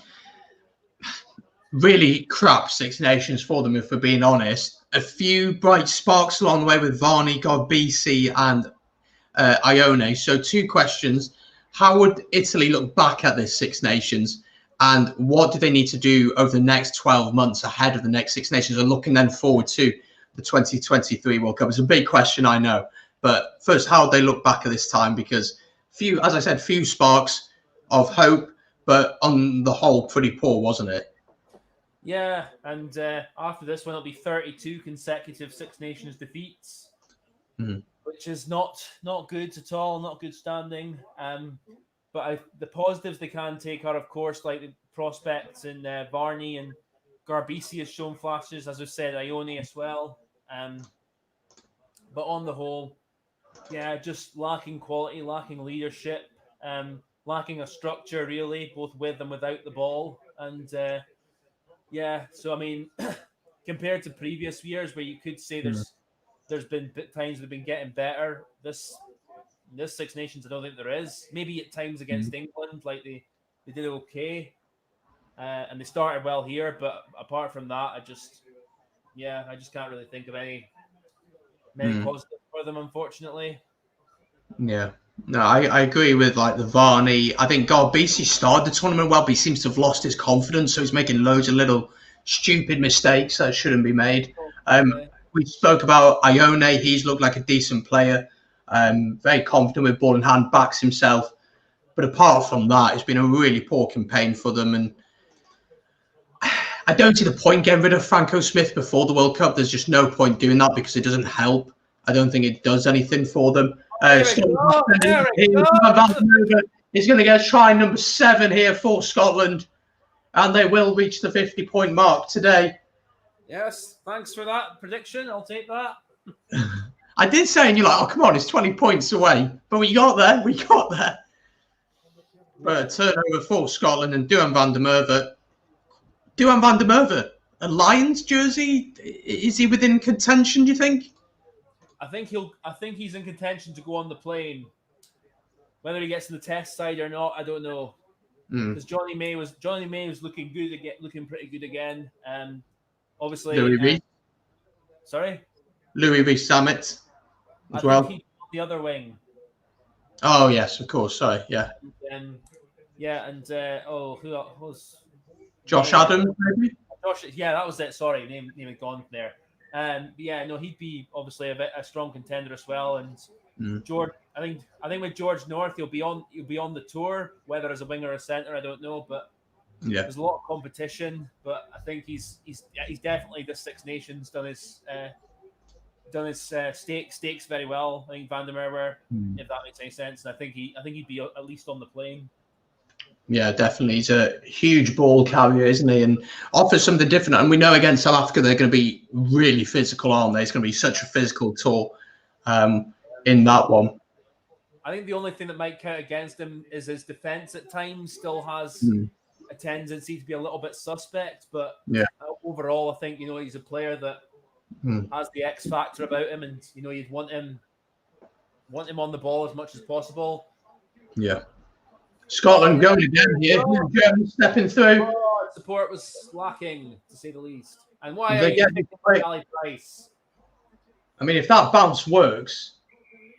Oh, did you take him out in the air? Yeah, I took him out in the air. Why does he kick the Ali Price? If they just go through the hands, they score. Yeah.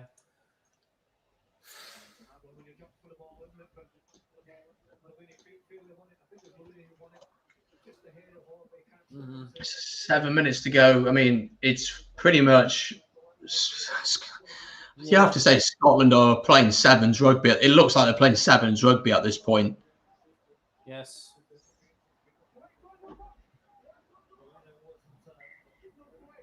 Oh, thank you.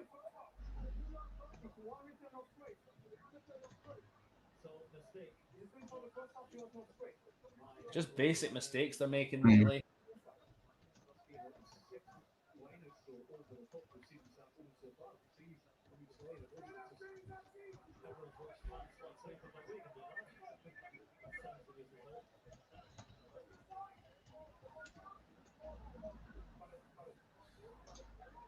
So scrum to Scotland on the 22. They have got past the 50-point mark now, 52 points to 10. Let's go for one more or two more. I mean, is this their biggest defeat of the tournament? I think it will be their biggest defeat, won't it? This year, yes. I think. Yeah. So you put the most points on them. Penalty straight away to Scotland. They take it quick. Hugh Jones, Chris Harris. Ball out wide. Hogg. We haven't seen Hogg really running with the ball that much, have we? We've seen him a little bit in the opening. Well, he's been out of position. He's been out of position most of the game. So but I think he's done okay at 10. But I mean, not enough to say I'd put him in there against one of the better sides. So silly. Italy do win that one there. At the breakdown. 5 minutes to go here.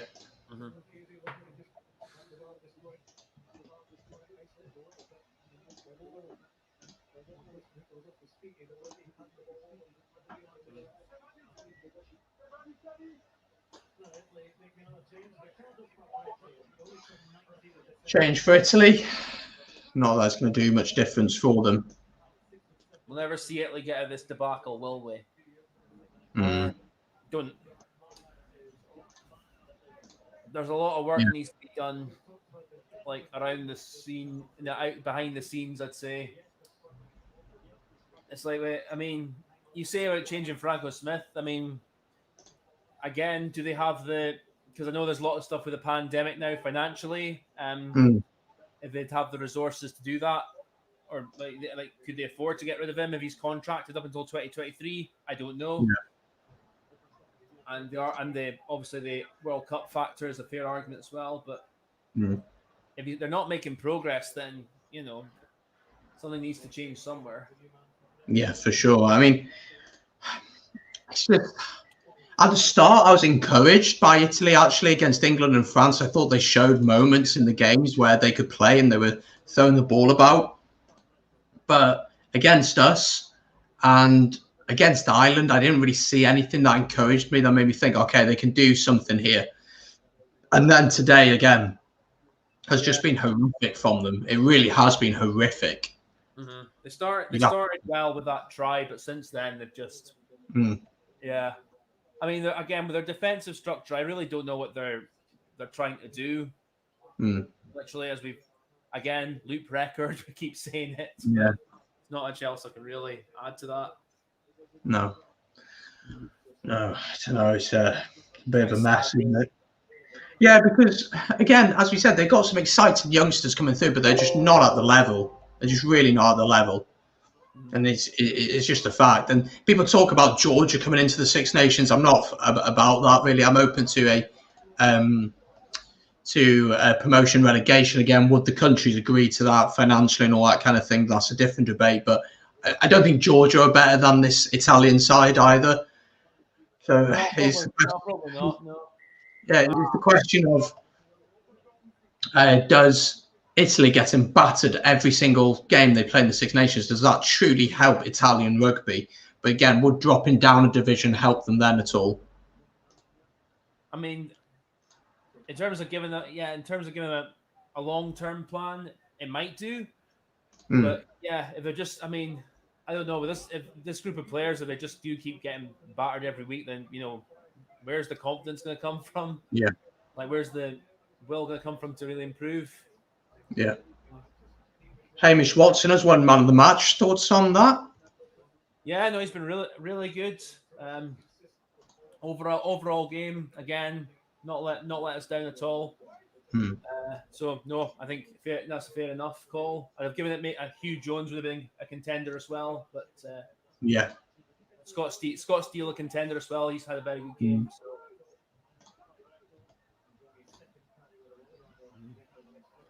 So last minutes and 40 seconds or so. Scotland have put the most amount of points on Italy this year.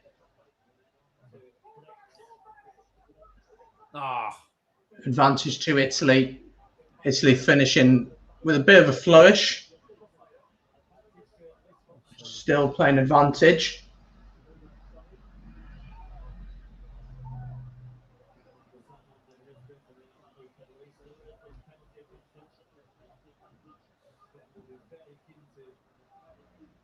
Still advantage here. They're playing for a decent whack of time. Oh, there we go. Lovely hands from Ione there. Inside to Brayley. Is that still advantage, ref? Into the 22. Another advantage.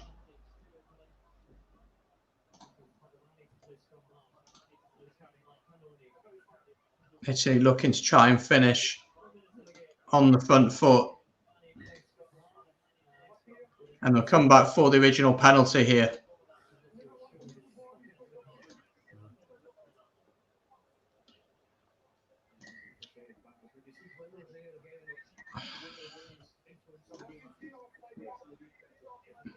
So 30 seconds to go. Ahead of, obviously, next week, Friday night, 8 o'clock kickoff. We'll, of course, do a watch-along for that game against the French.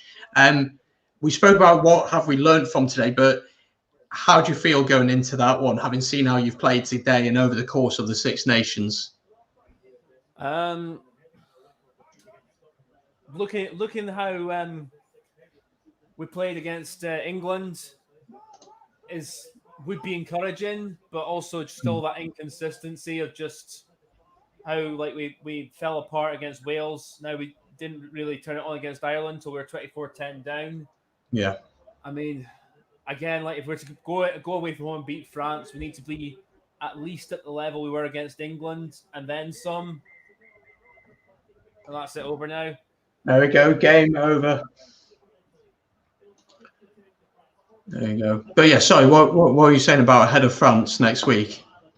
Yeah, we need to be at least at the level we're against England and then some. And when I say with then some, it means obviously putting more points on the board and making sure we're keeping the scoreboard ticking.